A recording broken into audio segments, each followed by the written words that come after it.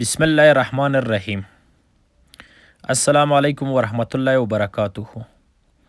ښه راغلاست د نن درس ته.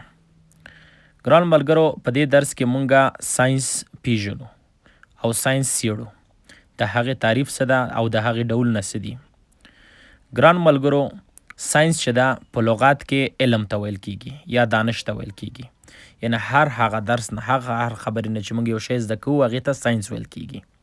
او په اصطلاح کې هغه علم ته ویل کیږي چې د تجربې په اساس ولاړ وي.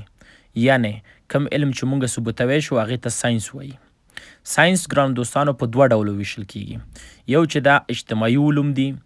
اجتماعي علوم هغه علوم ته ویل کیږي چې د انسانانو ترمنځ اړیکې څیړي، لکه تاریخ د انسانانو، جغرافیه د انسانانو، سیاست د انسانانو او اقتصاد او داسې نور اړیکې څیړي.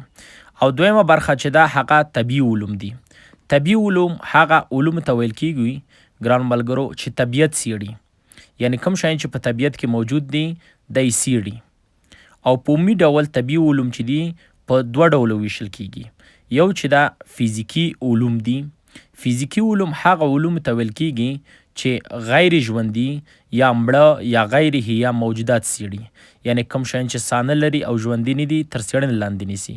او په عمومي ډول په 15 ډوله ویشل کیږي چې عبارت ده د فزیک څخه، کیمیا څخه، دریم ډول ځمکه پیژندنه یا جیولوژي، څلورم ډول هوا پیژندنه او پنځم ډول چې ده هغه ستوري پیژندنه ده.